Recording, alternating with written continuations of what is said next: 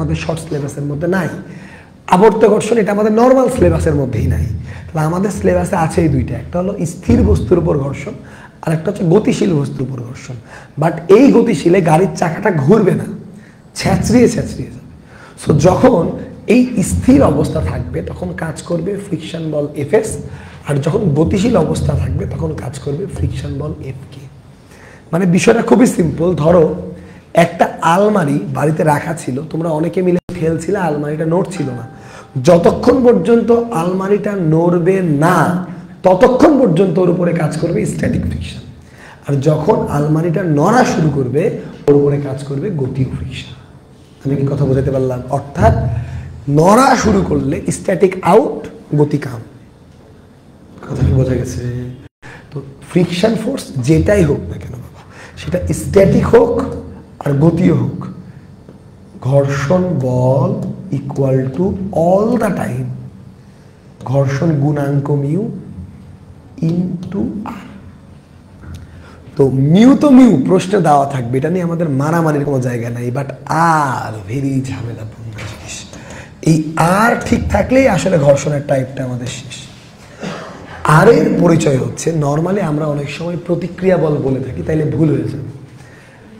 আর এর পরিচয় হচ্ছে অল দ্য টাইম অভিলম্ব প্রতিক্রিয়া বল, অভিলম্ব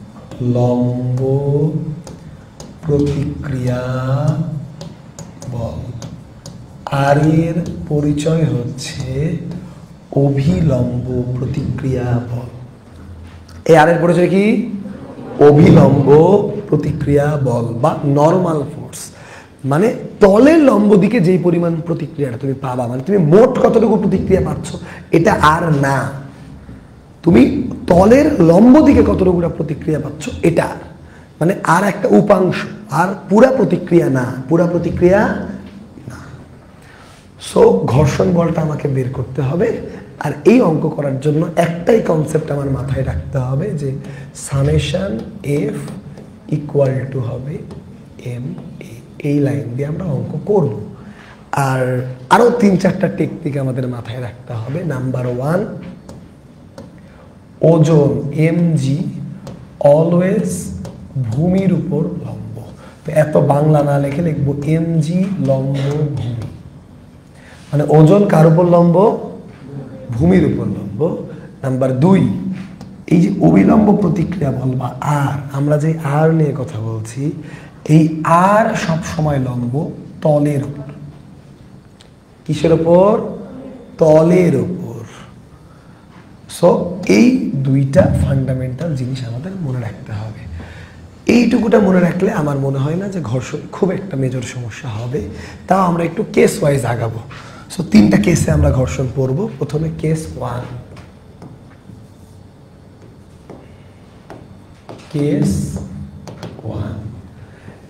কেস 1 বিষয়টা মোটামুটি অনেকটা এই রকম।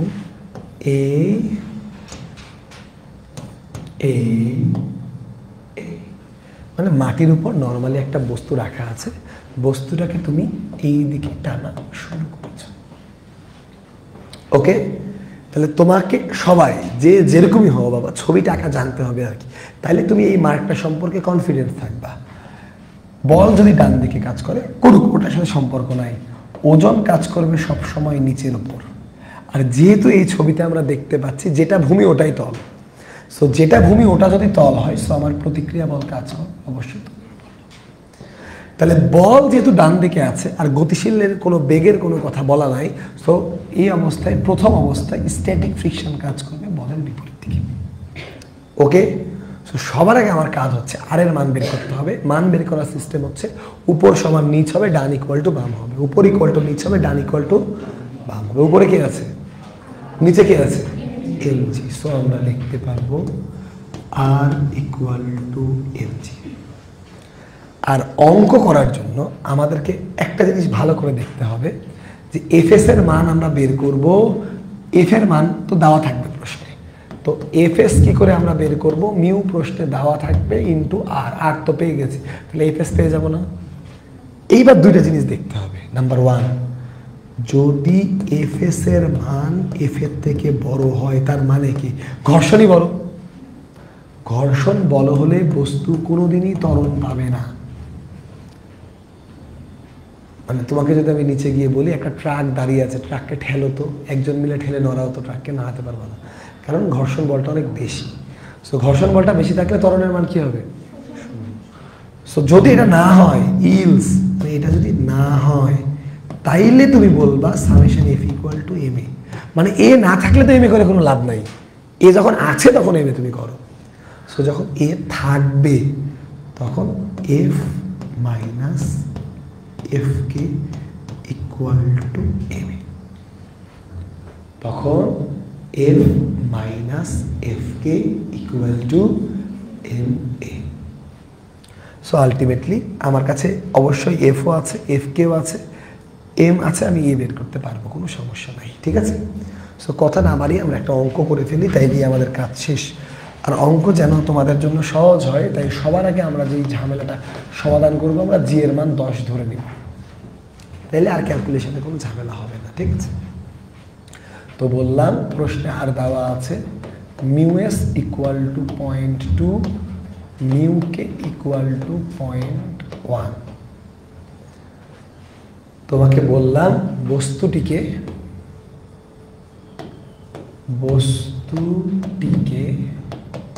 20 নিউটন বলে টানা হচ্ছে। কোয়েশ্চেন ইজ ভেরি সিম্পল, ত্বরণ কত? তো তোমাদেরকে করতে আমি দিব না, কারণ তোমাদের কারো স্টাইল ঠিক নাই, তোমরা কেমনে করবা সমস্যা। স্টাইল কি খেয়াল করো, তুমি জাস্ট মনে মনে একটু মাথার মধ্যে চিন্তা করবা, এখানে কোনো অ্যাঙ্গেল টাইপের কিছু আছে? ভর দেয়নি? সর্বনাশ, ভর অবশ্যই দিয়ে দিলাম, যাও 1 কেজি। তো তুমি জাস্ট মাথার মধ্যে খেয়াল করবা বিষয়টা কি, কোনো অ্যাঙ্গেল নাই, মানে বিষয়টার কনসেপ্ট এরকম, বাস এইটুকুটা মাথার মধ্যে নিলেই শেষ, কেস 1 পড়ে গেছে। তুমি সবার আগের কাজ করবা, তুমি আর বের করবা, R equal to M G, that mean 10। আর এর পর তুমি চোখ বন্ধ করে এফ এস বের করবা, তারপর এফ কে বের করবা, এফ এস 2, এফ কে 1, একই না? তো ভালো করে দেখো বাবা, এফ এস এর মান 2 আর তোমার প্রয়োগকৃত বলের মান 20, তাহলে ত্বরণ হবে না? হবে না? সো তুমি সিদ্ধান্ত নিয়ে নিলে ত্বরণ হবে, অপশানে কিন্তু ত্বরণ হবে না, থাকবে।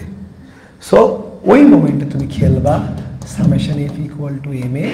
সামেশন এফ মানে হচ্ছে F minus F K equal to M A. F এর মান 20, এফ কে এর মান 1 equal to 1 into A. So A এর মান 19 মিটার পার সেকেন্ড। উত্তর শেষ, কথা ওকে? সো তুমি 20 সেকেন্ডের মধ্যে অঙ্ক করতে পারবা, বাট তোমার স্টেপ কিন্তু সেম। আমরা পরের কেস করলেও স্টেপ সেম। স্টেপটা মাথার মধ্যে ঢুকাও বাবা, স্টেপ মাথার মধ্যে ঢুকাও। Step 1, step 2, step 3। 1 হচ্ছে আর বের করবা, 2 number step F S, F K বের করবা, 3 নাম্বার এফ এস আর এফ এর মধ্যে সম্পর্ক দেখবা, আর 4 নাম্বার হচ্ছে ত্বরণ বের করবা। তোমার স্টেপ এই 4টা, অঙ্ক যেটাই থাকুক এই 4টা স্টেপ তোমাকে করতে হবে। অঙ্ক যেটাই থাকুক 4টা স্টেপেই তোমাকে করতে হবে, এর কোনো ব্যতিক্রম নাই।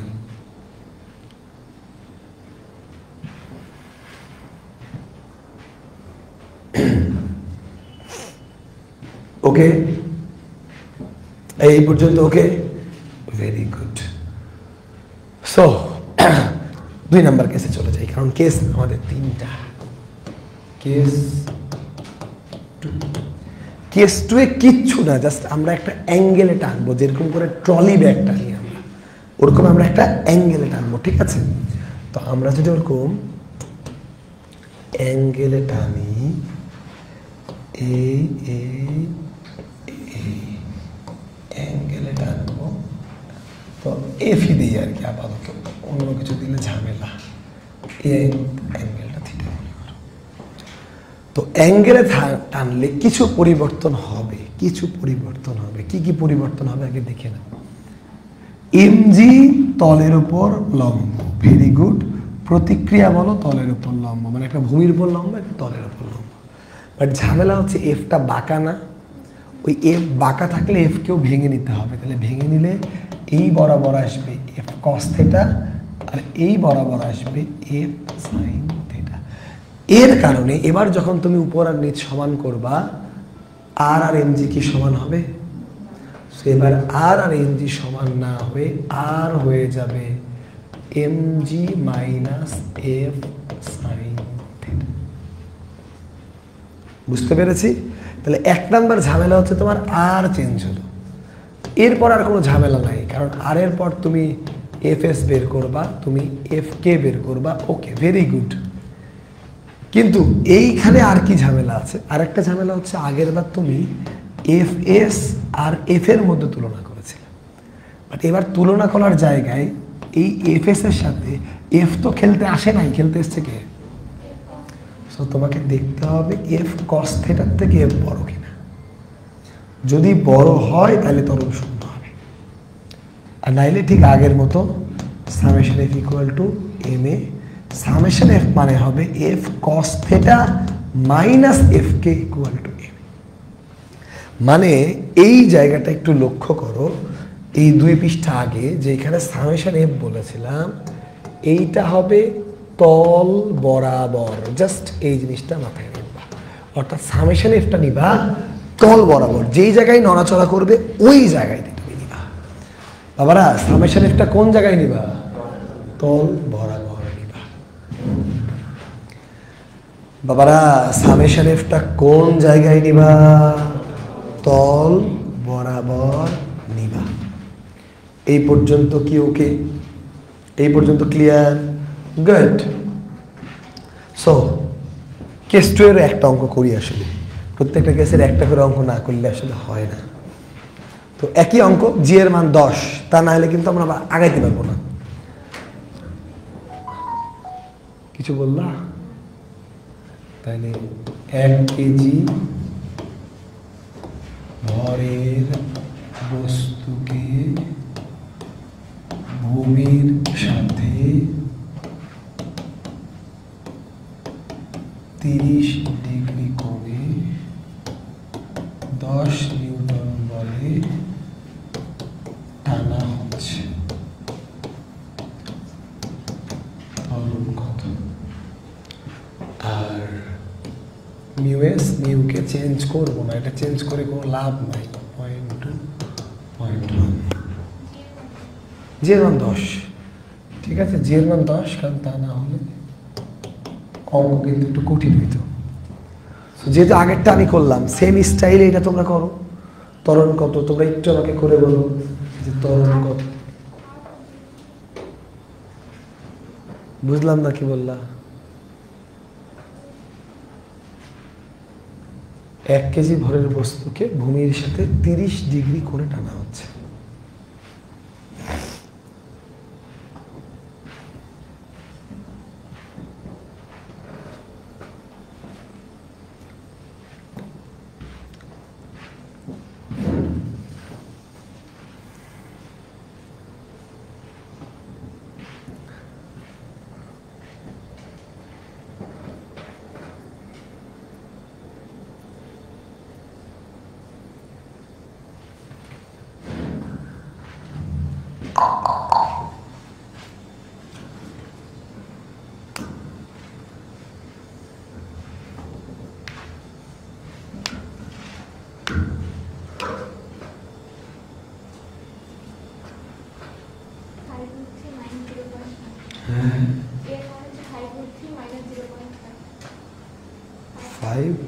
-0.5 তাই ওকে দেখি।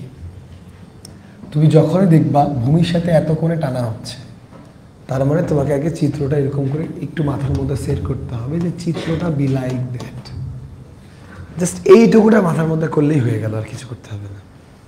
এবার সবার আগে তুমি আর বের করবা, আর হবে MG minus F sine theta. এমজির মান হচ্ছে 10, এফ সাইন থিটা মানে 10 সাইন 30, দ্যাট মিনস 5।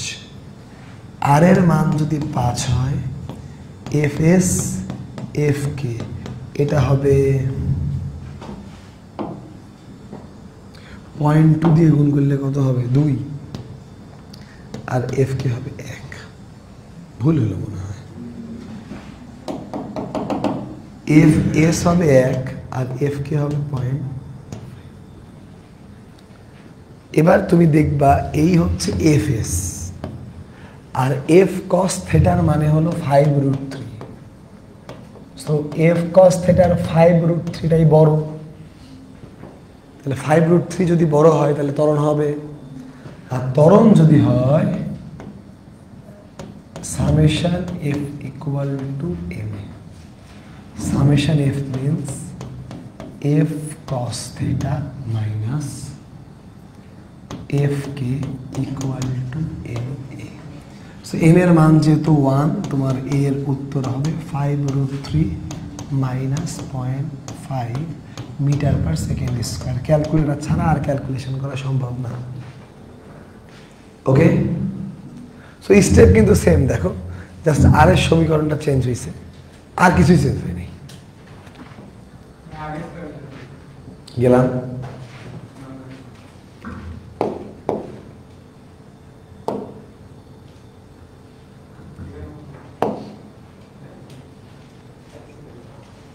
এক সেকেন্ড তো শেষ হয়ে গেছে।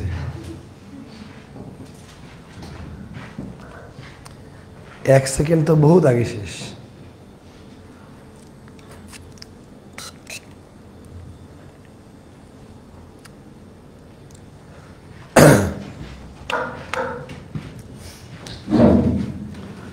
ওকে, সো ঘর্ষণের লাস্ট যে কেসটা, কেস 3, বাট এটা আসলে বোঝার তো ঘর্ষণে অনেকগুলো প্র্যাকটিস না করলে পারা যায় না। So case number 3, case number 3-এ এরকম নত তল থাকবে। জেনারেলি এটাই প্রশ্নে বেশি আসে, জেনারেলি এরকম নত তল থাকবে। সো এই নত তলটা যদি থিটা কোণে আনত থাকে, এইবার সমস্যাটা কি, এবার ভূমি আর তল একই না, এইটা হলো ভূমি আর এইটা হচ্ছে তল। এই দুইটা জায়গায় এবার একটু ডিফারেন্স তৈরি হয়। তো এই কারণে এইখানে যখন তুমি একটা অবজেক্ট নিবা, তখন ভূমি বরাবর কাজ করবে এমজি, এটা কিন্তু আমরা কথাই বলেছি, আর তল এর লম্ব বরাবর কাজ করবে কে, আর তলের লম্ব বরাবর কাজ করবে আর। সো আর আর এমজি একই সরলরেখায় আসেনি। একই সরলরেখায় না আসলে আমি তোমাকে দুইটা টেকনিক বলি, একসাথে মনে রাখবা। দুইটা অঙ্কেই আজকে আমরা করব। ঘর্ষণের ক্ষেত্রে এমজিকে ভাঙবো, আর ব্যাংকিংয়ের অঙ্কের ক্ষেত্রে আর কে ভাঙবো। আমার সাথে একটু বলো, ঘর্ষণের অঙ্কে কাকে ভাঙবা, এমজিকে ভাঙবা, আর ব্যাংকিংয়ের অঙ্কে কাকে ভাঙবা, আর কে ভাঙবা। এই ঘর্ষণের অঙ্কে কাকে ভাঙবা, এমজিকে ভাঙবা, ব্যাংকিংয়ের অঙ্কে কাকে ভাঙবা, আর কে ভাঙবা। কথা কি বোঝা গেছে? সো তুমি যদি এমজিকে ভাঙো, তাহলে এই অ্যাঙ্গেলটা থিটা হলে এই অ্যাঙ্গেলটা থিটা হয়, এটা তোমাকে এখন মনে রাখতে হবে। সো এমজিকে দুই ভাগে ভাঙলে ওই ভাঙা অংশ দুইটা অবশ্যই 90 ডিগ্রি হতে হবে। সো এইটা হবে এমজি কস থেটা, এইটা হবে এমজি সাইন থেটা। এই ভাঙ্গনটা কাজ ক্ষমতা শক্তি অধ্যায়ও লাগবে, সো এখানে স্কিপ করার কোনো সুযোগ নেই। ভাঙলে নিচে এমজি কস থেটা, এই পারে এমজি সাইন থেটা, এখানে নো চান্স, স্কিপের কোনো সুযোগই নেই। ওকে তো গুড। সো এবার বিষয়টা খেয়াল করো, যদি আপাত দৃষ্টিতে আমি কোনো বল প্রয়োগ না করি, তাহলে কিন্তু নততলে একটা বস্তুর নিচে গড়িয়ে পড়ার কথা না, কিন্তু অনেক সময় এটা গড়িয়ে পড়ে না। কারণ কি, যদি আমি কোনো বল না প্রয়োগ করি, ওই ক্ষেত্রে অবভিয়াসলি ঘর্ষণ বল কাজ করবে এইদিকে, আর যতক্ষণ পর্যন্ত বস্তুর স্থির থাকবে এফএস কাজ করবে। যদি গতিশীল হয়ে নিচে পড়তে শুরু করে তাহলে এফকে কাজ করবে। কথা কি বোঝা গেছে? সো এখানে আমরা একই স্টেপে যাব, উপর ইকুয়াল টু নিচ করে। সবার আগে যদি আমরা আর বের করি, আর হবে এমজি কস, এই বাবারা আর কি হবে mg cos theta, আর কি হবে mg cos theta। এরপর fs আর f কে বের করতে আমাদের নতুন কোনো নিয়ম শিখতে হবে না, মিউ এস ইন্টু আর মিউ কে ইন্টু আর হয়ে গেল। এবার দেখতে হবে কি বাবা, দেখো এবার কিন্তু তল বরাবর যে সামেশন এফ করবা, তল বরাবর দুইটা জিনিস আছে, একটা হচ্ছে mg sin থিটা আর একটা হচ্ছে fs।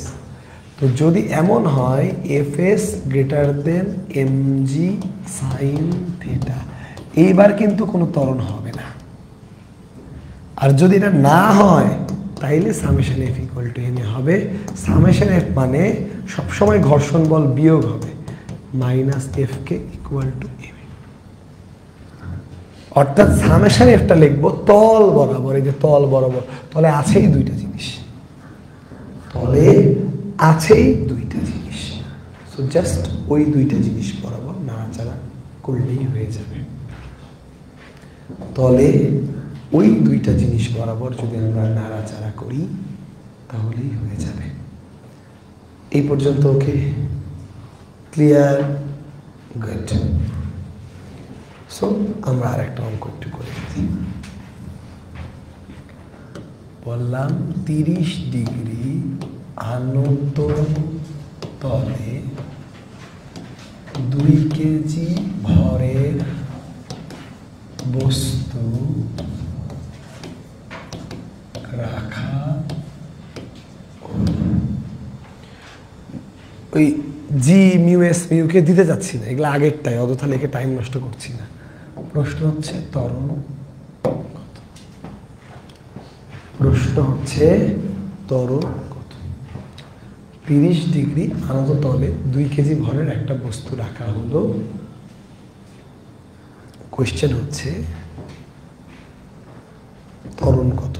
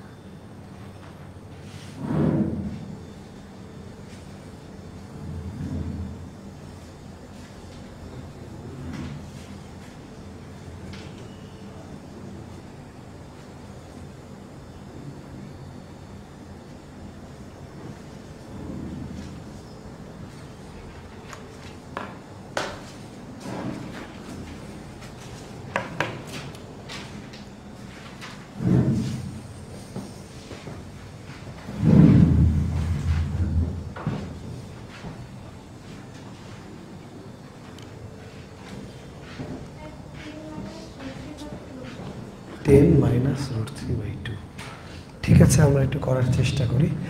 শোনো, ভার্সিটি মানে তুমি জাস্ট মাথার মধ্যে নেবে এরকম ছবি, এরকম ছবি হলেই তোমার অঙ্কগুলো অটোমেটিক করে ফেলতে হবে। R equal to mg sin theta, R equal to যদি mg sin থিটা হয়, m এর মান 2, g এর মান cos থিটা, তাহলে cos 30, তাহলে cos 30 হলে এটা হবে 10√3 আর, হ্যাঁ কিনা? আর যদি 10√3 হয়, তোমার এফ কে হবে, এফ এস হবে 2√3, এফ কে হবে √3। ওকে, এখন mg sin থিটার মান কত? mg sin থিটার মান হচ্ছে 10, এটা গ্রেটার দেন fs, তার মানে ত্বরণ থাকবে। ত্বরণ যদি থাকে, summation F equal to M A. Summation F মানে হচ্ছে 10 - √3 equal to 2a. So a equal to 5 minus √3/2. এই মান কিন্তু বের করা সম্ভব। √3 মানে 1.73, সো 1.7 যদি √3 হয় এটা 0.85, সো এটার উত্তর প্রায় 4.1 মিটার পার সেকেন্ড স্কোয়ার। ঠিক আছে, এমসিকিউ এরকম থাকতেই পারে, খুব কঠিন মান না। ঠিক আছে, সো এই গেল এরকম একটা অঙ্ক। ঘর্ষণে আরেকটা অঙ্ক আমাদের একটু করতে হবে, এটা ঢাবিতে 2022 সালে। অঙ্কটা বলতেছে এরকম, এটা একটা দেয়াল, আর এটা মনে করো দেয়ালে একটা এসি লাগানো আছে। দেয়ালে কি লাগানো আছে? এসি লাগানো আছে। তোমাকে বলেছে যে দেয়ালের μs equal to 0.1, μk equal to 0.01। তো তোমাকে বলেছে যে এসির ভর, মানে এই এসির ভর সর্বোচ্চ কত হলে এসিটি ঝুলে থাকবে। কোশ্চেন হচ্ছে সর্বোচ্চ কত ভরের এসি ঝুলিয়ে রাখা যাবে, সর্বোচ্চ কত ভরের এসি ঝুলানো যাবে। এটা কিন্তু খুব ইম্পর্টেন্ট বিষয়। এসিতে কয়টা স্ক্রু দিয়ে আটকাইছি, স্মার্ট বোর্ডকে কয়টা স্ক্রু দিয়ে আটকাইছি, এই সব এই অঙ্ক করেই কিন্তু বের করতে হয়েছে। তো এখানে ফ্যাক্ট দেখো, আমি যদি করে দিই তোমাদেরকে, কনসেপ্ট একটাই, ওজন কাজ করবে ভূমির উপর, প্রতিক্রিয়া বল কাজ করবে তলের উপর। সো ওজন কাজ করবে নিচের দিকে, দ্যাট ইজ mg, প্রতিক্রিয়া কাজ করবে এই দিকে, দ্যাট ইজ r। হ্যাঁ কি না? ঠিক তো? ওই অবশ্যই ঠিক। আর যেহেতু নিচের দিকে যেন না পড়ে, ঘর্ষণ বল Fs কাজ করবে উপরের দিকে, মানে এই যে এসিটা নিচে পড়ছে না, কে ওকে আটকায় রাখছে? ঘর্ষণ বল। এই যে স্মার্ট বোর্ডটা পড়ে যাচ্ছে না, কে ওকে আটকায় রাখছে? ঘর্ষণ বল। ওই যে লাইটটা খুলে পড়তেছে না, লাইটকে কে আটকায় রাখছে? ঘর্ষণ বল। ফ্যান যে খুলে পড়তেছে না, ফ্যানকে কে আটকায় রাখছে? ঘর্ষণ বল। কথা কি বোঝা গেছে? সব কিছুকেই ঘর্ষণ বলে আটকায় রাখছে আলটিমেটলি। এখন এইখান থেকে আমরা কি বলতে পারি? দেখো, এমন কঠিন কিছু না। এখান থেকে ফ্যাক্ট হচ্ছে, এখানে না পড়ার শর্তটা কি? না পড়ার শর্ত হচ্ছে Fs ইকুয়াল টু mg হইতে হবে। Fs ইকুয়াল টু কি হতে হবে? mg হতে হবে। এটা কিনা কথা কি ওকে? আর এই Fs মানে আমরা আবার জানি μs ইনটু r। কথা কি ওকে? এখন এই আর কোত্থেকে আসবে? এই আর আসবে হচ্ছে এই দেয়ালের মধ্যে যে তুমি স্ক্রু লাগাইছো, এই স্ক্রুগুলা দেয়ালের ভিতরে যে ফোর্সটা প্রয়োগ করেছে তা যেটা চেপে ধরে আছে, ওটা হচ্ছে লাইক এরকম। আমি তো একটা চাপ দিয়েছি, এই চাপটা আর এখানে চাপকে দিছি, স্ক্রুগুলা দেয়ালে করে ঢুকছে না, ওগুলা চাপ দিয়ে আছে। এই চাপের মানটা লাগবে। ধরো আমি এখানে তোমাকে বলে দিলাম যে স্ক্রুগুলা 10 নিউটন চাপ দিছে, স্ক্রুগুলা এই স্ক্রুগুলা কতখানি চাপ দিছে? 10 নিউটন চাপ দিছে। সো আমি যদি তোমাকে বলি যে স্ক্রুগুলা 10 নিউটন চাপ দিছে, তাহলে তুমি আর এর মান জানা গেছো। কিন্তু এখন বিষয় হচ্ছে এখানে কিন্তু পড়ে যাওয়া যাবে না, সো এইটা কিন্তু ইউজ করা যাবে না। এটাই ঢাকা ভার্সিটির চালাকি ছিল। মানে এখানে তো মানে এসি পড়লে তো পড়েই গেল, সো এখানে মিউকে ইউজ করার কোনো সুযোগ নাই। তাহলে তোমাকে এখানে ইউজ করতে হবে কি? mg ইকুয়াল টু 0.1 ইন্টু আর এর মান 10। তাহলে এটা কেটে গেল, তাহলে এম এর মান হচ্ছে 0.1 কেজি। মানে তুমি যদি মাত্র 10 নিউটন বলের স্ক্রু লাগাও, তুমি 100 গ্রামের বস্তু ঝুলাইতে পারবা। তা তুমি যদি আরো বেশি বলের স্ক্রু, মানে আরো বেশি স্ক্রু লাগাও, তখন তুমি আরো বেশি ভর চালাতে পারবা। ঠিক আছে? তো এই অঙ্কটা কেন ইম্পর্টেন্ট? ঢাবি কেন দিছিল এটা? ওই যে আর দেখো কোন দিক দিয়ে আসছে, বুঝলা? নর্মালি তো আর আমরা উপরে উপরে দিয়ে অভ্যস্ত, আর দেয়াল থেকে বার হয়ে আসছে। যত জিনিস দেয়ালে ঝুলছে, একটা ঘড়ি যদি দেয়ালে ঝুলে, ওর আরও কিন্তু এটা। সো দেয়ালে ঝুলন্ত যে কোনো বস্তুর অঙ্ক মানে এই অঙ্কটা তোমাকে মুখস্থ রাখতে হবে, মানে এটা অ্যাপ্লাই করে তোমাকে অঙ্ক করতে হবে। যে দেয়ালে ঝুলায় কোনো একটা বস্তুর অঙ্ক করতে তোমাকে দেয়। কথা ওকে? ব্যাটারি, এই ব্যাটারি শেষ, ব্যাটারি দে। হ্যাঁ, আর ওই ব্যাটারিগুলো চার্জ হচ্ছে কিনা আরেকটা মাইক দিয়ে টেস্ট কর। তোর কাছে তো আরেকটা মাইক আছে, টেস্ট কর। টেস্ট না করলে তো ব্যাটারি কিনে আনতে হবে। ওমা, ব্যাটারি আনতে আমেরিকা চলে যাবে।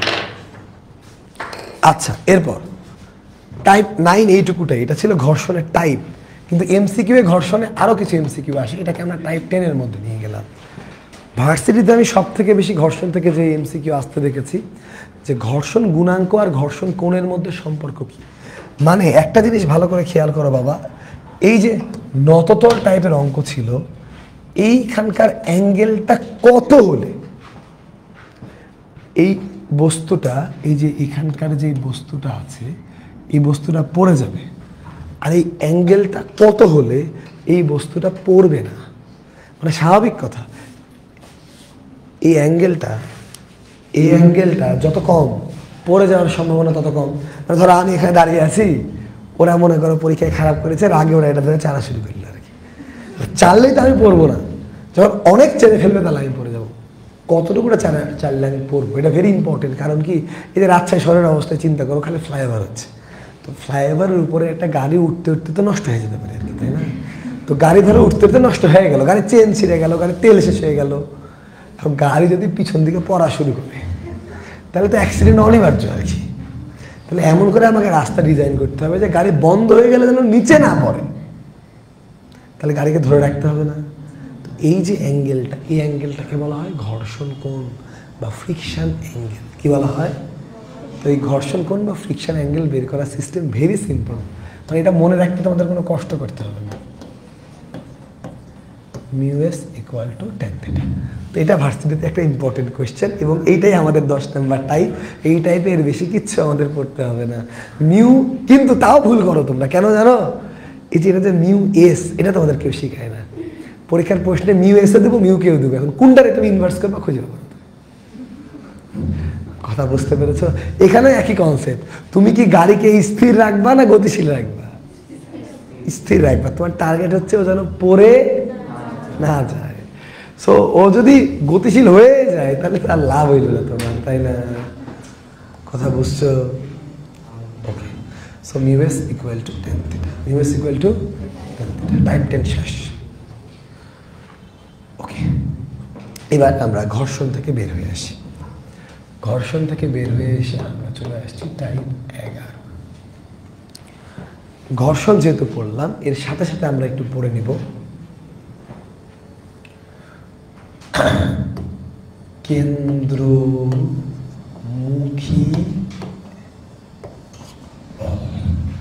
আর এই পাশে আমরা পড়ব কেন্দ্র বিমুখী বল।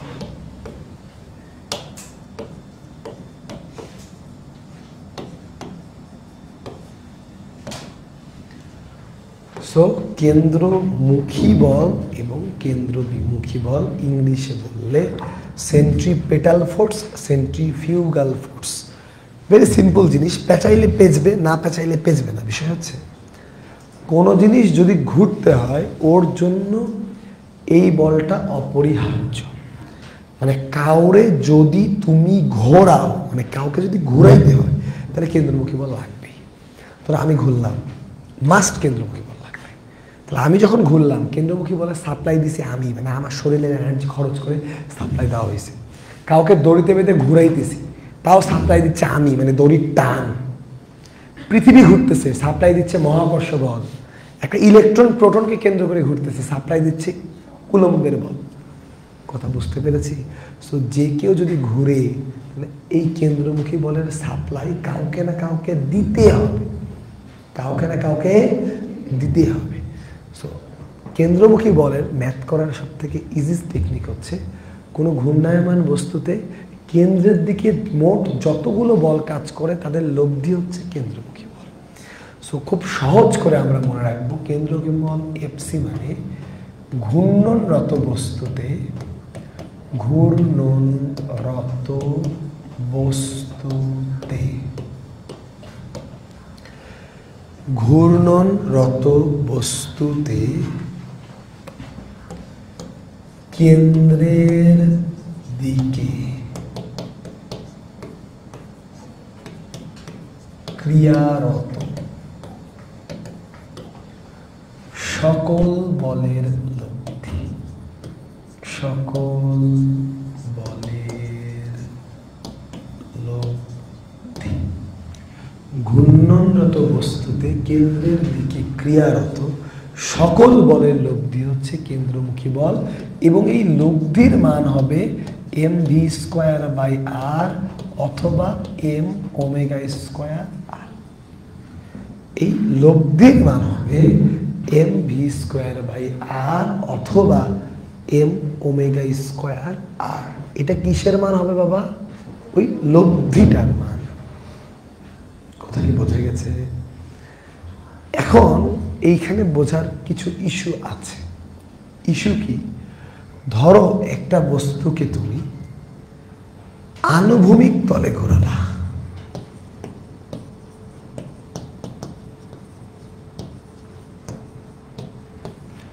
আনুভূমিক তলে যদি তুমি ঘোরাও তাইলে এইভাবে যদি তুমি ঘুরো, এখানে কিন্তু কোনো জিয়ের ইফেক্ট নাই, তুমি এমনি একটা জিনিস ঘুরে দিছো।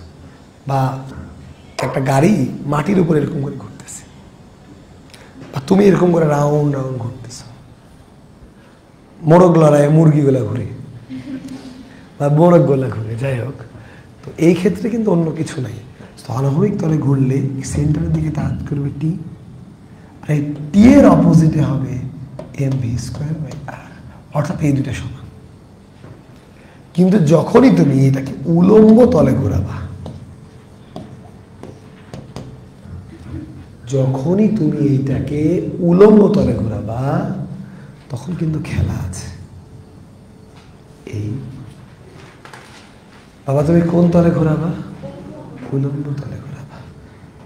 ইন দ্যাট মোমেন্ট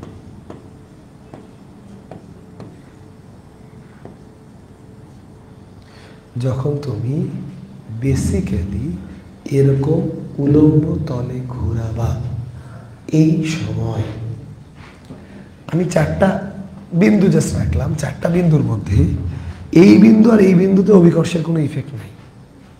আগের মতো হবে, এই দুইটা বিন্দুতে টি ইকুয়াল টু mv²/r হবে। বাট উপরে নিচে তো অভিকর্ষের ইফেক্ট আছে, তাই না? তুমি যদি নিচের বিন্দুতে খেয়াল করো, দেখো বাবা mg কাজ করবে নিচের দিকে, টান বল কাজ করবে ভিতরের দিকে। তাহলে লাইনটা খেয়াল করো, কেন্দ্রের দিকে ক্রিয়ারত সকল দিকের লব্ধি। কেন্দ্রের দিকে লব্ধি কি দাঁড়াচ্ছে? কেন্দ্রের দিকে লব্ধি দাঁড়াচ্ছে টি মাইনাস mg। তাহলে এইটুকুটা হবে তোমার mv²/r। ওকে, এখন এই বিন্দুতে খেয়াল করো, mgও নিচের দিকে, টান বলও নিচের দিকে। তাহলে কেন্দ্রের দিকে মোট লব্ধি কত? টি প্লাস mg। এই পুরাটা হবে mv²/r। কথা কি বোঝা গেছে? তো এইখানে যখন তুমি টি বের করবা mgটা যোগ হয়ে যাবে, এখানে তুমি টি বের করবা mgটা কি হয়ে যাবে। তার মানে সবসময় মনে রাখবা এই নিচের বিন্দুতে টিটা হবে ম্যাক্সিমাম আর উপরের বিন্দুতে টিটা হবে মিনিমাম। এটাই হওয়ার কথা। ধরো এই কলমটাকে যদি আমি ঘুরাই, দেখো এই উপরে তো এমনি পড়ে যাচ্ছে, বাট নিচে ঘোরাতে গেলে আমাকে ওজনকেও নাকচ করতে হচ্ছে, ঘোরাতেও হচ্ছে। সো নিচের বিন্দুতে আমার এনার্জি কস্টিংটা বেশি হবে। নিচের বিন্দুতে আমার জন্য এনার্জি কস্টিংটা কেমন হবে? বেশি হবে। আমি কি কথা বুঝাইতে পারছি? এই কথা ক্লিয়ার? ওকে, গুড। সো এই গেল কেন্দ্রমুখী বল। এখন কেন্দ্র বিমুখী বলটা কি বাবা? শোনো, কেন্দ্রমুখী বল তখন আমরা বুঝতে পারবো যখন আমরা বাহির থেকে দেখতেছি। আর যদি কেউ আমারই ঘোরায়, আমার কিন্তু মনে হবে, মানে আমি যখন গাড়ির মধ্যে বসে থাকি আমার কিন্তু মনে হয় টার্নিংয়ের সময় আমি গাড়ি থেকে বাইরে চলে যাচ্ছি। অর্থাৎ আমি যদি ঘুরি, মানে আমি যদি ঘূর্ণনশীল কাঠামো হই, তাহলে আমার মনে হবে আমি বাইরের দিকে ছিটকে যাচ্ছি। এই আমার মনে হওয়া বলটার নাম কেন্দ্রবিমুখী বল। দুইটার মান সমান, বাট একটা আমি বাইরে থেকে দেখতেছি, ইয়েস এটা কেন্দ্রমুখী বল, আর আমাকেই যদি ঘুরায় আমার যেটা মনে হবে সেটা হবে কেন্দ্রবিমুখী বল। অর্থাৎ কেন্দ্রবিমুখী বল মানে ঘূর্ণনশীল কাঠামো থেকে তোমার যেটা মনে হবে, ঘূর্ণনশীল কাঠামো থেকে মনে হবে, ঘূর্ণনশীল কাঠামো থেকে তোমার যেটা মনে হবে সেটা হচ্ছে কেন্দ্রবিমুখী বল। তো যেহেতু এই মনে হওয়া টাইপের কথা আছে, এটা আসলে এক ধরনের ছদ্ম বল বা সিউডো ফোর্স বা অলিক বল, যেই বলে হোক না কেন ভ্যালু সেম। সো অঙ্ক করার জন্য কেন্দ্রবিমুখী বল টাইপের কিছু আমার শিখার কোনো প্রয়োজন নাই। অঙ্ক করার জন্য কেন্দ্রমুখী বল মোর দ্যান সাফিসিয়েন্ট।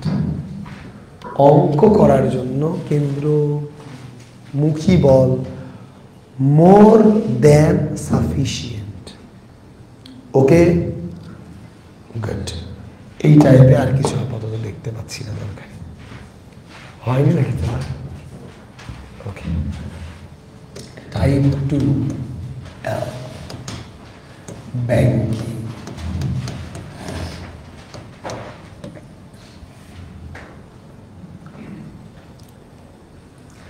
ব্যাংকিং মানে ওই যে রাস্তার মধ্যে গাড়ি যে ঘুরে বা বাঁক নাই, এটাই ব্যাংকিং।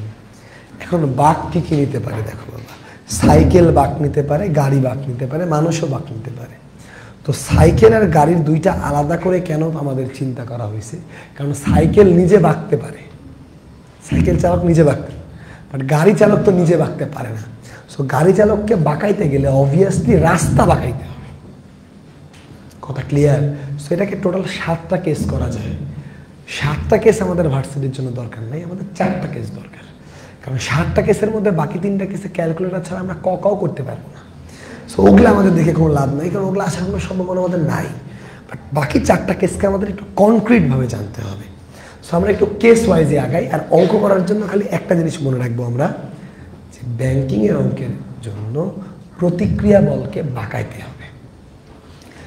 ব্যাংকিংয়ের অঙ্কের জন্য কি বাঁকাইতে হবে? প্রতিক্রিয়া বল বাঁকাইতেই হবে। আবার বলছি, ব্যাংকিংয়ের অঙ্কের জন্য কি বাঁকাইতে হবে? প্রতিক্রিয়া বল বাঁকাইতে হবে। এই একটা জিনিস মনে রাখলেই হবে। তো এখন আমি যে 4টা কেস করব, আমি 4টা কেস কিন্তু প্রমাণ সহ করব, এবং এর মধ্যে একটা প্রমাণ তোমাদের নেক্সট উইকলিতেও থাকবে, নেক্সট দিনে ডেলিতেও থাকবে। কারণ ঢাকা ভার্সিটিতে এখন পর্যন্ত 3বার ব্যাংকিংয়ের প্রমাণ এসছে। সো এই 4টা কেসের মধ্যে একটা প্রমাণ আসার সম্ভাবনা বেশ ভালো, 2.5 মার্কের প্রশ্ন। কথা ওকে? আর যারা ঢাকা ভার্সিটিতে প্রশ্ন পরীক্ষা দিবা না, তারা প্রমাণ মুখস্থ না করে খালি সূত্রটা মুখস্থ করে, এটা আরও সিম্পল আর কি। সো এটাই। তো কেস কেস করে শুরু করি বাবা। কেস 1, সাইকেল প্লাস নো ঘর্ষণ প্লাস নো উচ্চতা, মানে রাস্তা উঁচুও করা নাই, রাস্তায় কোনো ঘর্ষণও নাই। কথা কি বোঝা গেছে?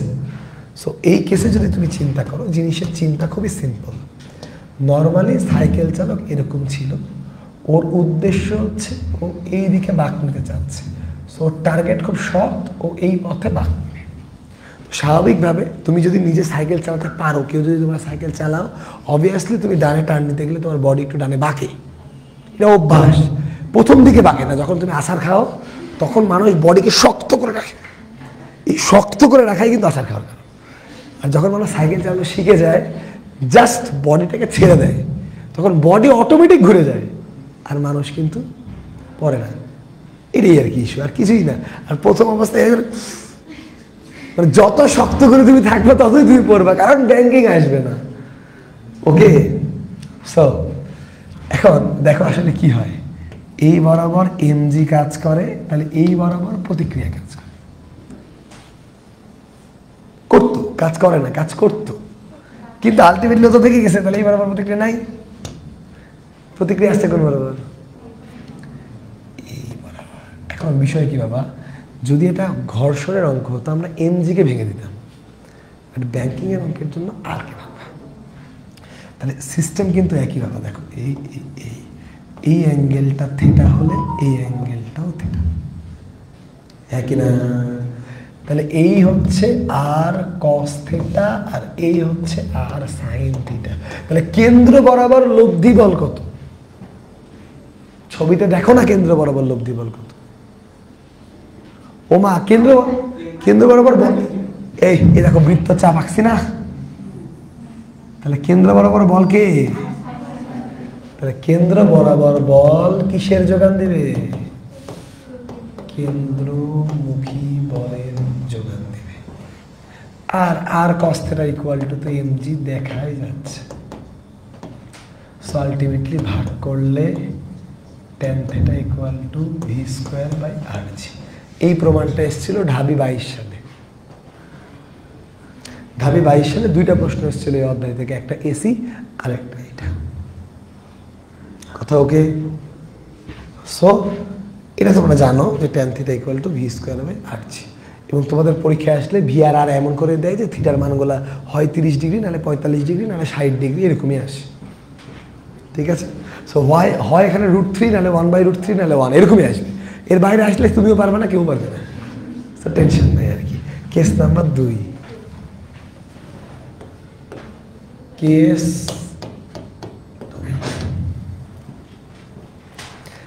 নাম্বার 2। এবার রাস্তায় গাড়ি চালাবে এবং ফ্রিকশন আছে, কিন্তু কোনো উচ্চতা নাই। রাস্তায় গাড়ি আছে, ফ্রিকশন আছে, কিন্তু কোনো উচ্চতা নাই।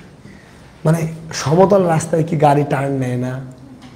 নেয়, কিন্তু আস্তে আস্তে টার্ন নিতে হয় আর কি। সো ইন দ্যাট কেস তেমন কিছুই না। মনে করো এইভাবে আসলে টার্নিং তোমাকে নিতে হবে। তাহলে তোমার গাড়িটা এইখানে আছে। এখন দেখো বাবা, গাড়ির বেগ কিন্তু এই বরাবর। সো গাড়ির বেগের উপাংশ স্পর্শক বরাবর এই দিকে কাজ করবে, এই দিকে ভেলোসিটির উপাংশ আছে। এক্স অক্ষে কিন্তু ভেলোসিটির কোনো উপাংশ নাই। কিন্তু গাড়িটা যখন ডানে টার্ন নিতে চাবে, গাড়ির চাকা তো রাস্তাকে ডান দিকে বল প্রয়োগ করবে, তখন রাস্তা চাকাকে বাম দিকে বল প্রয়োগ করবে, গাড়িটা ছিটকে চলে যাওয়ার চেষ্টা করবে। সো গাড়িটা এই দিকে ছিটকে চলে আসার চেষ্টা করবে। ওই অবস্থায় যে কোনো জিনিস যেন রাস্তা থেকে ছিটকে না আসে, অবভিয়াসলি ঘর্ষণ বল কাজ করবে। এই ঘর্ষণ বল কাজ করবে, এদিকে ছিটকে গেলে ঘর্ষণ বল কাজ করবে এইদিকে, এবং অবভিয়াসলি এটা স্ট্যাটিক ঘর্ষণ হবে। তোমার মনে হতে পারে ভাই গাড়ি তো গতিশীল, স্ট্যাটিক ফ্রিকশন দিলেন কেন আপনি? কারণ গাড়ি ওয়াই অক্ষে গতিশীল, স্ট্যাটিক ফ্রিকশন এক্স অক্ষে কাজ করছে। এক্স অক্ষ বরাবর বেগের কোনো উপাংশ নাই, আর বেগের কোনো উপাংশ নাই ভেক্টর জিনিস। কোনো উপাংশ নাই মানেই বেগ নাই, উপাংশ নাই মানেই বেগ নাই। কথা কি বোঝা গেছে?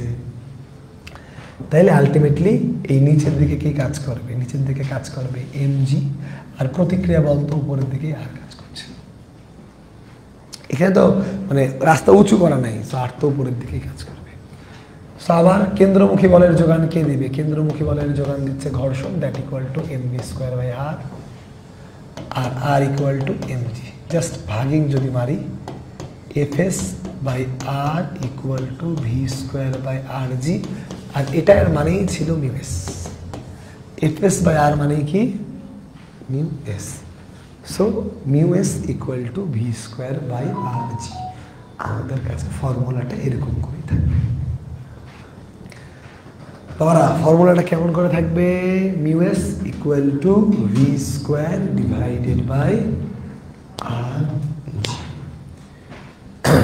মিউএস ইকুয়াল টু v²/rg। গুড। এবার কেস নাম্বার 3। গাড়ি আছে, উচ্চতাও আছে, কিন্তু কোনো ঘর্ষণ নেই। গাড়িও আছে, উচ্চতাও আছে, বাট কোনো ধরনের ঘর্ষণ নেই। গাড়ি আছে, উচ্চতা আছে, বাট কোনো ঘর্ষণ নাই। সো এইবার বিষয়টা মোটামুটি এরকম, কিন্তু আগের ছবি আর এই ছবিটা একই না বাবা। আগের বার যে কেস নাম্বার 3 আমরা পড়লাম, ওটাতে আমরা এইভাবে উপরে উঠছিলাম, বাট এইটাতে গাড়ি এরকম করে চলছে, মানে রাস্তার এরকম চারা, কিন্তু গাড়ি এমনি উঠবে না, গাড়ি এমনি যাবে। ওকে ওকে, তাহলে মনে করো এই হচ্ছে তোমার গাড়ি, এই দিকে গাড়ির টার্ন নেওয়ার ইচ্ছা, ঠিক আছে? দুইটা খাতা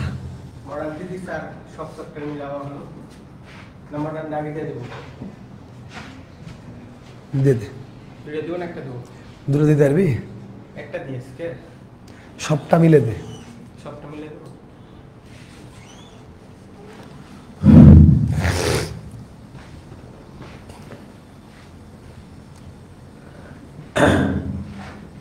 সো গাড়ি উচ্চতা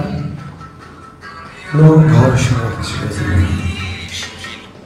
তো এখন ছবি এরকম।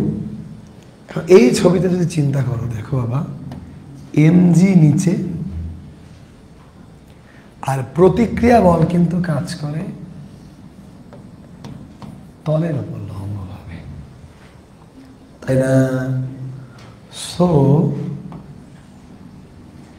এই কোণটা থিটা হলে এই কোণটা থিটা, ভাঙবা কাকে? আর কি, এই বরাবর আর কস থিটা, এই বরাবর আর সাইন থিটা। তাহলে একটা হচ্ছে আর কস থিটা, আরেকটা বরাবর হচ্ছে আর সাইন থিটা। তাহলে বাবা একটা বরাবর আর কস থিটা, আরেকটা বরাবর আর সাইন থিটা। এই পর্যন্ত ওকে?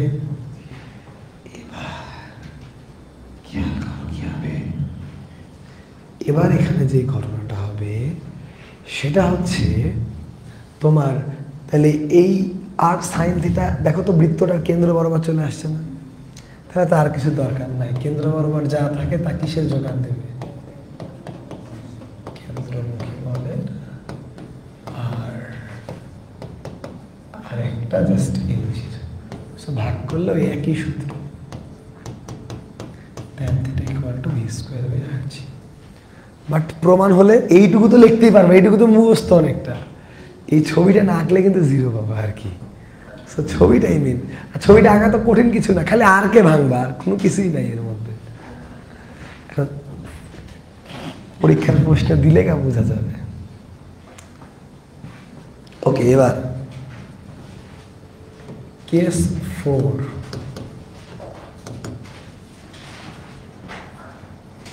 কেস 4-এ সাইকেলও আছে, রাস্তা উঁচু আছে, কিন্তু ঘর্ষণ নাই। সাইকেল আছে, রাস্তা উঁচু আছে, মানে এই হাইওয়েতে কি সাইকেল চলতে পারে না? পারে তো। তো ওই টার্নিংয়ে মানে এরকম রাস্তা, এর মধ্যে আবার সাইকেল চলে আসছে আর কি। ভালো লাগছে বিষয়টা, খারাপ না। তো সাইকেলটা আগে এরকম ছিল, কিন্তু স্বাভাবিকভাবে টার্নিং নেওয়ার জন্য বাঁকে গেল আর কি। তো উদ্দেশ্য খুব সৎ, এই মানে এইভাবে টার্নিং নেওয়াটা উদ্দেশ্য আর কি। তো দেখো এখানে দুইটা অ্যাঙ্গেল আছে, একটা এই রাস্তাটা মনে করো আলফা কোণে উঁচু, আর ওই বেটা বাঁকলো থিটা কোণে।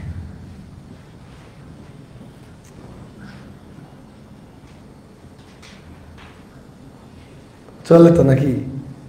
দৌড়াই চলে না, দৌড়াই।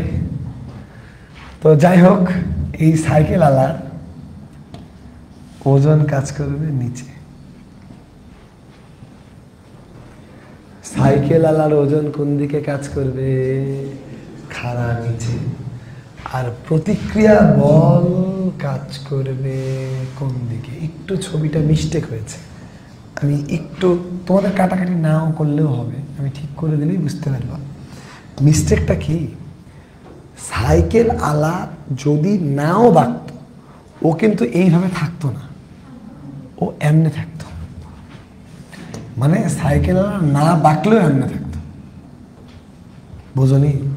রাস্তায় তো বাঁকা, ও যদি না বাঁকে তাও অমনি থাকতো, বাট ও বাঁকছে, তার মানে ও এমনিও নাই, ও এমনি আছে। আমি বিষয়টা একটু বোঝাই। এই কোণটা আলফা হলে ও আগে থেকে আলফা কোণে বেঁকে থাকতো, আর তার উপরে ও আবার থিটা কোণে মারছে পোলটি। ওকে, সো আলটিমেটলি কিচ্ছু না, এই বরাবর থাকবে আর নিচ বরাবর আছে এমজি। ভাঙবো কারে বাবা? তাহলে আর ওই এই বরাবর ভাঙলে হবে R sine alpha plus theta, আর এই বরাবর ভাঙলে R cos alpha plus theta. কিছুই না, ওই থিটার জায়গায় আলফা প্লাস থিটা আসছে। সো আলটিমেটলি এখানেও জাস্ট থিটার জায়গায় আলফা প্লাস থিটা হবে। So R sine alpha plus theta equal to M V square by R, R cos alpha plus theta equal to M G, ভাগ করলে tan alpha plus theta equal to V square by R জি। কিচ্ছু না, মানে ওটাই কিন্তু দেখো, but এটা দিলেই অনেকে পারবে না আর কি, বাট কিছুই নাই, মানে অঙ্কটা সেম, মানে একই জিনিস, একই প্রমাণ, একই অঙ্ক, সবই সেম। জাস্ট ও মানে মাটি আগে থেকে আলফা করে বাঁকা, আর ও বাঁকছে থিটা করে, তাহলে মোট বাঁকাটা হয়েছে আলফা প্লাস থিটা, এই আর কি। কথা ক্লিয়ার? চারটা বলেছিলাম, আর একটা দেখতে হবে আর কি। লাস্ট কেস, আচ্ছা খেয়েছে দে দে, ওই যে খাম আছে তো তোর, 6টা খাম থাকলেই হলো, আমি দিলাম না।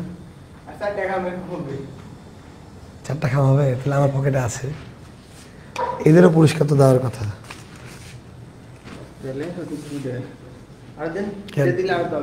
কেন 3 3 6 হয়ে গেল, ফার্স্ট সেকেন্ড থার্ড। আচ্ছা, কেস 5, এবার আবার সাইকেল।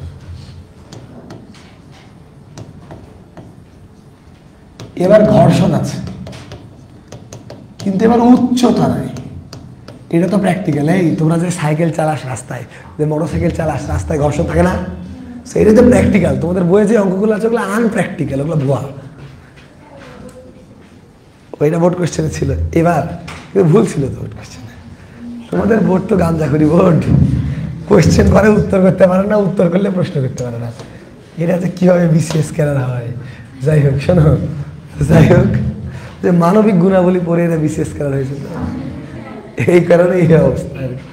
মানবিক গুণাবলী, হাসবো না কাঁদবো? যাই হোক, হাসা উচিত, কান্দা উচিত, ভালো, ঠিক আছে। এই সাইকেল চালক তো বাঘ দেখে যাবে, এই দেখে গেছে, কোনো সমস্যা নেই। ওকে তো, সো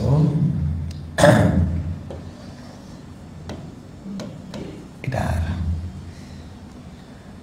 এই অ্যাঙ্গেলটা থিটা, এই বরাবর কাজ করবে এমজি। এখন দেখো বাবা, ঘর্ষণ থাকলে কি হবে? আর কে তো তুমি 2 ভাগে ভাগ করবা, এই বরাবর আর কস থিটা, আর এই বরাবর আর সাইন থিটা, হ্যাঁ কিনা? এবার বিষয়টা হচ্ছে, এবার ঘর্ষণ আছে না? তো নর্মালি সাইকেল চালাতে চালাতে যারা পড়েছো কোনোদিন, যেদিকে টার্ন নেয় পড়লে কিন্তু উল্টা দিকে পড়ে। সো ঘর্ষণ বল চেষ্টা করবে চাকাটা যেন না পড়ে। সো অবশ্যই বেগ যেহেতু এই দিকে আছে, এই বরাবর স্ট্যাটিক ফ্রিকশন কাজ করবে। তারপরে তেমন কিচ্ছু না, আর sine theta plus FS equal to M V square by R. কেন্দ্রের দিকের মোট বলের লব্ধি ইকুয়াল টু কেন্দ্রমুখী বল। আর R cos theta equal to mg। হ্যাঁ কি না? মারো ভাগিন, তাহলে হবে tan theta plus fs by R cos theta equal to V square by R G. ভয় পাও না, ভয় পাও না। এই আর cos থিটাটাকে চিত্র অনুযায়ী দেখো তো কি বাবা, এই চিত্রে কিন্তু আর cos থিটাই অভিলম্ব প্রতিক্রিয়া, কারণ আর cos থিটা তলের উপর লম্ব, আর কিন্তু তলের উপর লম্ব না। সো এটা যদি অভিলম্ব প্রতিক্রিয়া হয় তাহলে এফএস বাই অভিলম্ব প্রতিক্রিয়া মানেই মিউ এস না। সো সূত্রটা দাঁড়াবে tan theta plus mu S equal to V square by R G. tan theta plus mu S equal to V square by R G. এই পর্যন্ত ওকে, এই পর্যন্ত ক্লিয়ার? হ্যাঁ কি না? ওকে। তো এই পর্যন্ত ওকে তো ঠিক আছে তো? গুড। সো দেখো না, এমন কিছু না, বাঁকার জন্য tan থিটা আর ঘর্ষণের জন্য মিউ এস, এই দুইটা মিলে হচ্ছে ভি স্কোয়ার বাই আর জি। তাহলে আমরা ব্যাংকিং এ কয়টা কেস পড়লাম? 5টা। এর বাইরে ব্যাংকিং নিয়ে আটকানোর আসলে কোনো সুযোগ নেই, এইটুকুটা করলেই হবে। আর এখানে আমি অঙ্ক করাতে যাচ্ছি না, কারণ এখানে অঙ্ক করার মধ্যে কোনো ক্রিয়েটিভিলিটি নাই, tan থিটার মান মনে রাখলেই হবে। আর আমি অঙ্ক বানিয়ে দিলে অঙ্ক মিলবে না আর কি, মানে ভ্যালু বসিয়ে বসিয়ে মিলাইতে হবে আর কি, তা নাহলে ভয়ঙ্কর মান চলে আসবে। তো যাই হোক, সো টাইপ 12 শেষ। টাইপ নাম্বার 10, রৈখিক কৌণিক সম্পর্ক। রৈখিক এবং কৌণিক সম্পর্ক। রৈখিক কৌণিক সম্পর্কে যদি আমরা যাই, তাহলে একটা ছোট ছক করতে হবে। এই ছকটা মনে রাখলেই হবে আমাদের। ছকটা একটু ভালো করেই করব।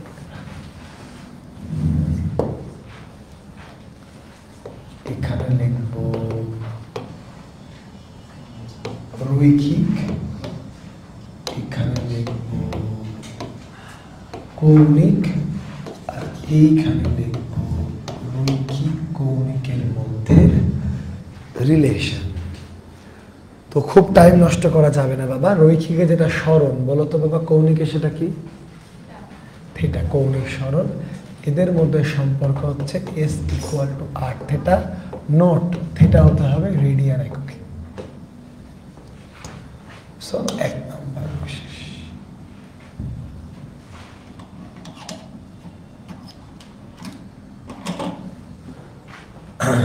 2 নম্বর, রৈখিকে যেটা বেগ, কৌণিকে সেটা কি? ওমেগা। এদের মধ্যে সম্পর্ক হচ্ছে V equal to omega R. আর একটু ভালো করে লিখলে V vector equal to omega vector cross R vector.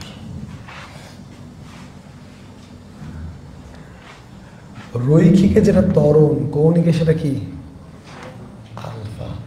এদের মধ্যে সম্পর্ক হচ্ছে A equal to alpha R, so that A vector equal to alpha vector cross R vector.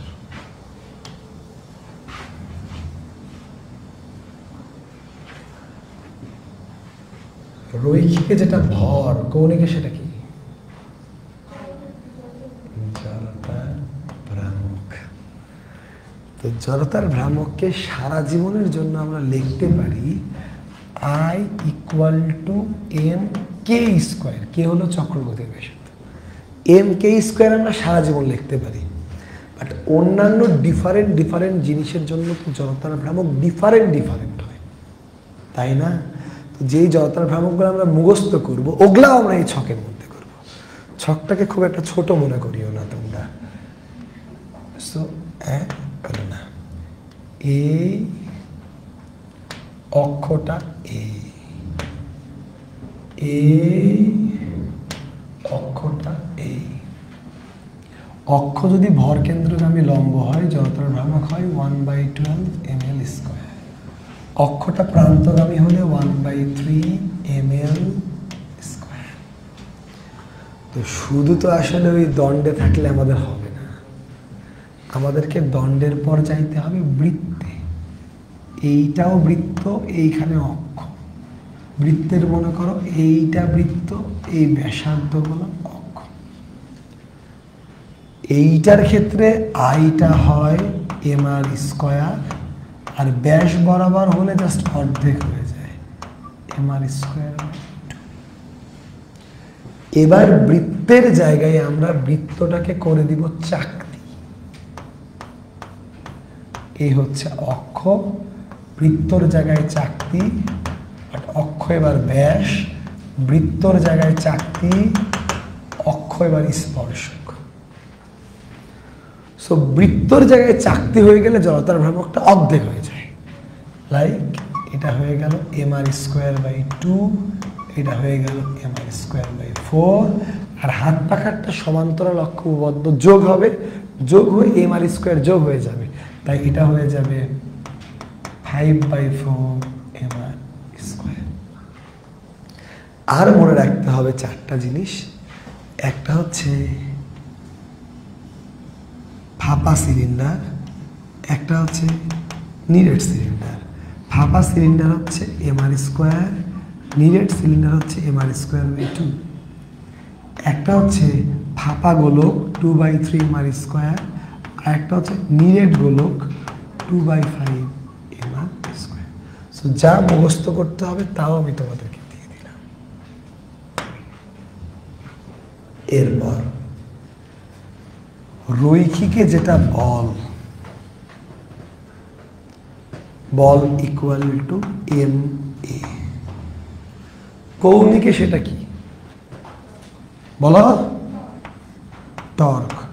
Torque equal to M এর জায়গায় আই, এ এর জায়গায় আলফা, মানে just M এর জায়গায় আই, এ এর জায়গায় আলফা। আর এদের মধ্যে সম্পর্কটা হচ্ছে tau equal to R cross F. F এর চক্কর শেষ।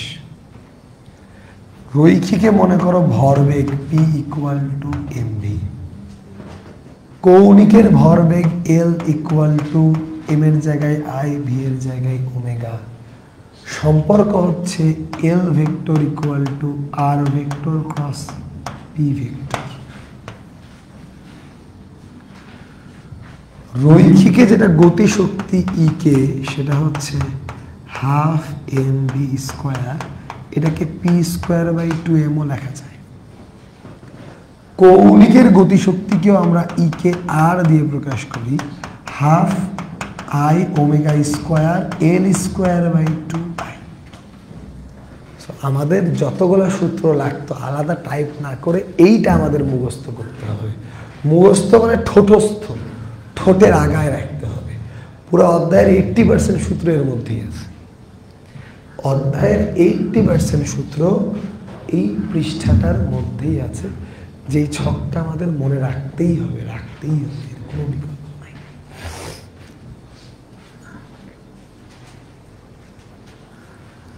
ওকে, এই পর্যন্ত ক্লিয়ার? হ্যাঁ কি না?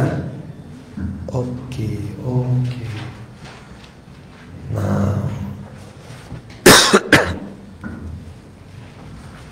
Type number 14। টাইপ নাম্বার 14তে বেসিক্যালি আমরা এখন একটু সংঘর্ষ পড়ে নেব।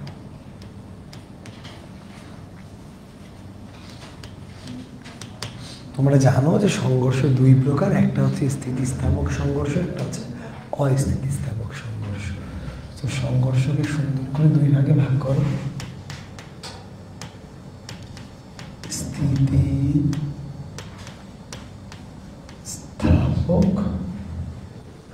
এবং অস্থিতিস্থাপক।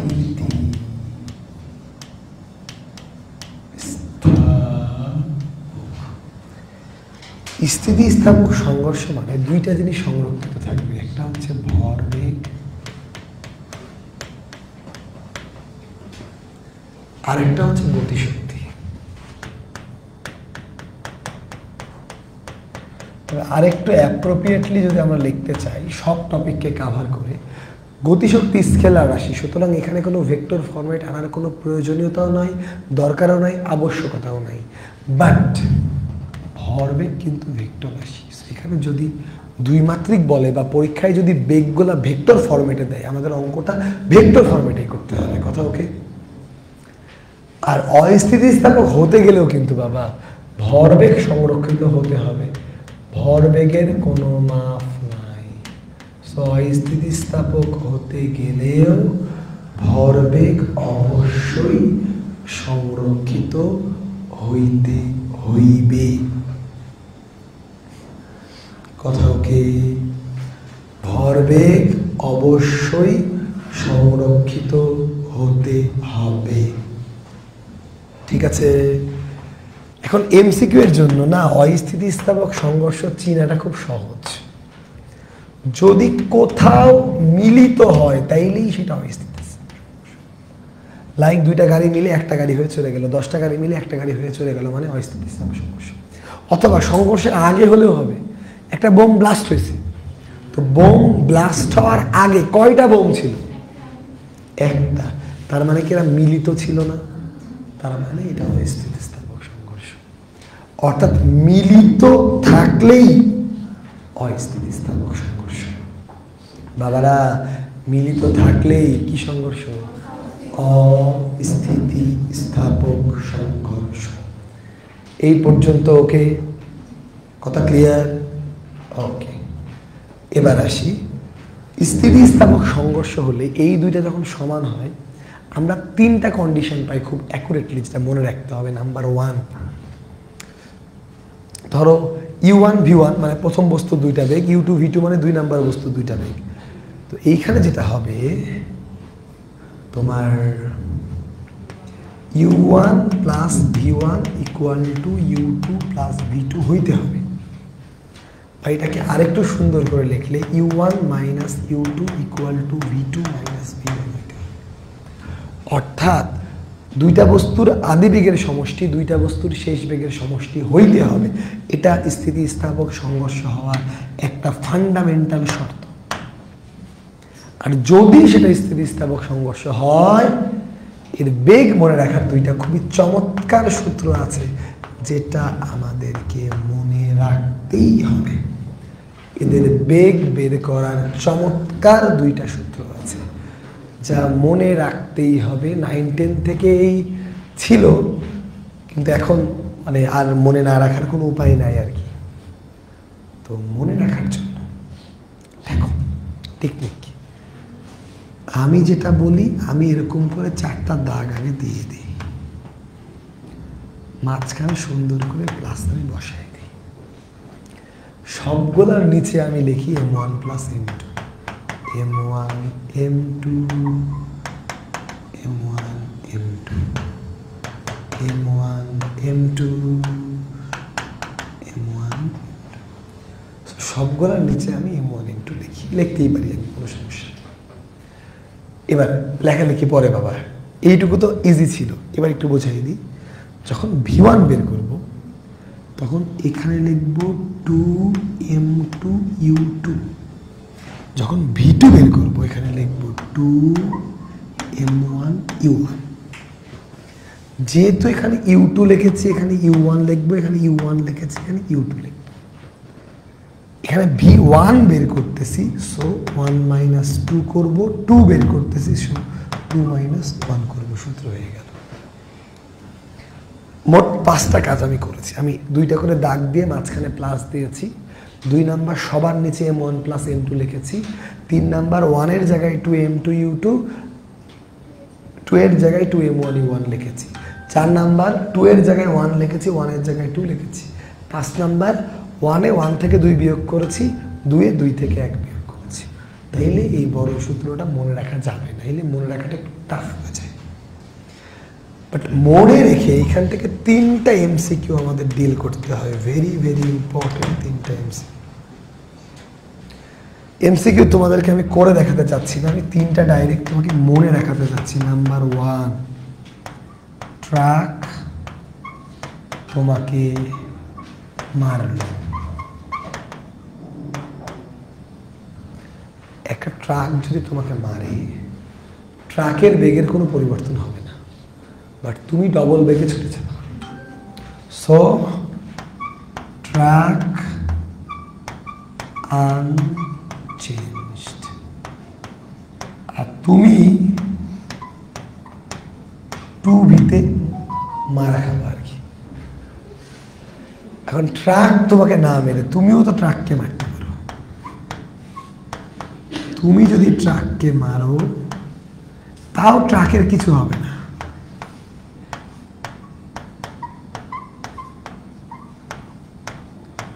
তুমি -B হবা, না তুমি গিয়ে ট্রাককে মারলে তুমি উল্টা দিকে ওই বেগে সরে চলে আসবে। আর একটা কাজ হইতে পারে, সমান ভরের মধ্যে সংঘর্ষ হতে পারে। সমান ভরের মধ্যে সংঘর্ষ হলে বেগ আদান প্রদান হয়। এটা ক্যারাম খেলায় সব থেকে ভালো দেখা যায়। কারা ক্যারাম খেলতে ভালো? একজন, তাও মেয়ে মানুষ, ছেলেরা পারে না। কি রে, কোন যুগ আসলো? শোনো, ক্যারামের গুটিকে ধরো 2টা গুটি থাকে, তো সাদা কালো, লাল তো বাদ দাও। তো ধরো তোমার গুটি সাদা, অনেক সময় ক্যারাম খেলায় কি করে, টার্গেট করে কালো গুটিকে। কালো গুটি লাগে সাদার গায়ে, তখন সাদাটা পড়ে যায়, কালোটা বসে থাকে। এটাই 3 নাম্বার ল। কালো গুটি আর সাদা গুটির ভর তো সমান। কালোটা গিয়ে সাদাকে মারলে কালোর বেগ ছিল কিন্তু সাদার বেগ ছিল না। তখন বেগটা যখন আদান প্রদান হবে তখন কালোর বেগ থাকবে না, আর সাদা কালোর বেগটা পেয়ে যাবে। তাই সাদাটা পড়ে যায়, কালোটা থেকে যায়। এইভাবে যারা ক্যারাম খেলা এক্সপার্ট, তারা অন্যের গুটিতে মেরে নিজের গুটিকে ফেলে। কারণ যখন 2টা গুটির মধ্যে সংঘর্ষ হবে তখন অবশ্যই তাদের বেগ আদান প্রদান হবে। স্থিরটা গতিশীল হবে আর গতিশীলটা স্থির হবে। এটাই ফিজিক্স বলতেছে। এবং এটা তত ভালো তখন হবে যখন বোর্ডে কোনো ঘর্ষণ থাকবে না। এই কারণে ভালো যারা ক্যারাম খেলে তারা বেশি বেশি বরিক পাউডার ছিটায়। কারণ যত বেশি বরিক পাউডার তুমি দিবা তত বেশি ফ্রিকশনলেস হবে, তত বেশি স্থিতিস্থাপক সংঘর্ষ হবে। কথা okay? So that's all of type 14। কথা ক্লিয়ার? নাও এই অধ্যায়ের লাস্ট টাইপ,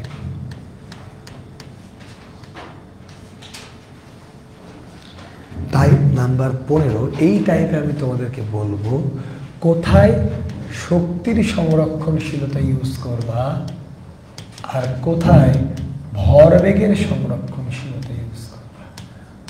কোথায় শক্তির সংরক্ষণশীলতা ইউজ করবা আর কোথায় ভরবেগের।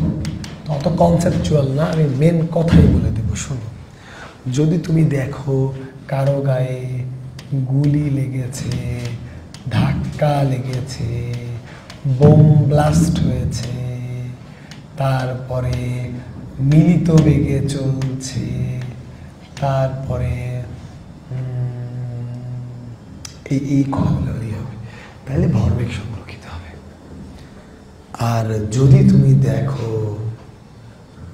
যে কি হইতে পারে, কারেন্ট থেকে ভোল্টেজ তৈরি হয়েছে, কারেন্ট থেকে তাপমাত্রা পরিবর্তন হয়ে গেছে, তারপরে মানে মনে করো বিষয়টা এরকম, গরু ছাগল হয়ে গেছে বিষয়টা। মানে যখন জিনিসই পরিবর্তন হয়ে গেছে তখন আলটিমেটলি এনার্জি চেঞ্জটাই তুমি ধরতে পারবা, কারণ এটা সার্বজনীন মেথড। তখন ভরবেগ তো চেঞ্জ হতে পারবে না। ভরবেগ মানে গরু থাকলে ভরবেগ চেঞ্জ হবে আর কি। বাট তুমি যদি দেখো জিনিসটাই চেঞ্জ হয়ে গেছে তখন শক্তি সংরক্ষণশীলতার কোনো বিকল্প নাই। যেমন I² R = ms del theta, V² R = ms del theta, ms del theta = half mv², half mv² = half kx²। এই সবগুলা কিন্তু দেখো কোথায় স্প্রিং, কোথায় গতিশক্তি, কোথায় গতিশক্তি, কোথায় কারেন্টের শক্তি, আলাদা আলাদা জিনিস। এখানে তোমরা শক্তি সংরক্ষণশীলতা, আর এই কথাগুলো দেখলে তোমরা ভরবেগের সংরক্ষণশীলতা ইউজ করবে। আমি কি কথা বুঝাইতে পারছি? কথা ওকে? গুড। সো এর মাধ্যমে আমাদের নিউটনিয়ান মেকানিক্স শেষ, কিন্তু নিউটনিয়ান মেকানিক্সের প্র্যাকটিস শিটটা তোমরা জমা দিছিলা করে? জমা দাওনি? আজকে জমা দেওয়ার কথা না তাহলে?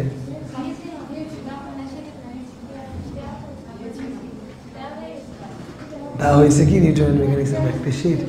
আমার ক্লাসের দিন তো সবাই এনেছিল না, নিউটনিয়ান মেকানিক্সের 1 নাম্বার ক্লাসে এনেছিল না, এই কারণে আমি কিন্তু মানে আমি নিতে পারিনি আর কি। তোমরা আনলে আমি নিতে পারতাম, তোমরা না আনলে।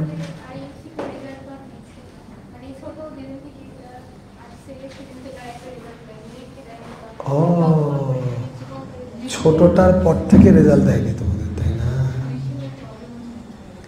আজকে আমি দেখছি আজকে রাতের মধ্যে রেজাল্ট পাই যাবে, সমস্যা নেই।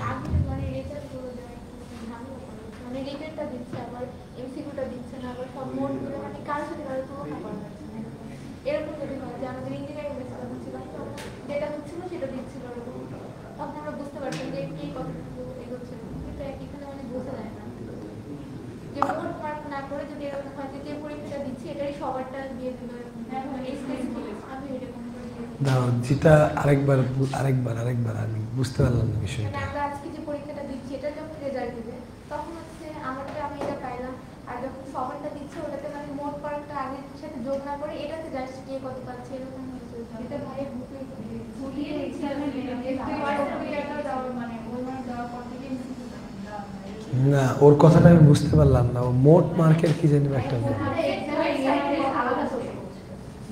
প্রতিটা এক্সামের মেরিট আলাদা আলাদা হবে, মানে মোট মার্ক এতগুলো সবগুলো এক্সামের একটা মোট যেটা মেরিট লিস্ট আছে ওটা না দেখে আজকে যেটা দিলাম এটার অনুযায়ী কেউ ফাঁসাই গেছে ওটা হোয়াটসঅ্যাপ ওটা বলে দিয়ে দিয়েছে। এই প্রতিদিনেরটা তো ওটা হোয়াটসঅ্যাপে দেখা যায়, আর প্রতিদিনের মেরিট পজিশনটাও কিন্তু ওয়েবসাইটে দেখা যায়। ওয়েবসাইটে নিচে থাকে কম্বাইন মার্ক, আর ওই রো বরাবর ওই পরীক্ষায় পজিশন থাকে। মানে ধরো নিচে গিয়ে টোটাল মার্ক থেকে, টোটাল মার্কের ইরোডটা এখনও সমাধান হয়নি। টোটাল মার্কের মধ্যে এখনও ইঞ্জিনিয়ারিং, ভার্সিটি, মেডিকেল সব মার্ক ঢুকে আছে, এই কারণে ওটা দেখতে পাচ্ছ না। কিন্তু ওই রোয়ের মধ্যে ওই পরীক্ষার হাইয়েস্ট মার্ক, ওই পরীক্ষার পজিশনটা আছে, জাস্ট প্রথম রোটার মধ্যে আছে। তাহলে এই ওএমআরে মনে হয় তোমরা এখনও মার্ক পাওনি, তাই না? A5 ওএমআরে তোমরা মার্ক পাওনি, ঠিক আছে। মার্ক ক্যালকুলেশন করছি আজকে, সমস্যা নাই। আজকে তোমাদের কি পরীক্ষা হওয়ার কথা? ম্যাথ কোন অধ্যায়? এই কই ওদের পরীক্ষার কোশ্চেন কই? পরীক্ষার কোশ্চেন কেন?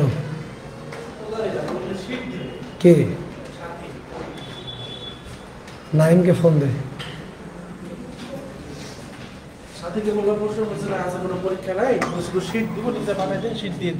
না না না, এখানে এখানে এখানে যা পাঠাবো এখানে পাঠাবো। লাইভ বন্ধ কর, আমি নাইমকে ফোন দিচ্ছি। লাইভ বন্ধ কর, সাথে কি শীত নিয়ে আসতে হবে? হ্যাঁ, ওই আমার জন্ম আমি যাবো। এই ওই আমার কথা সবাই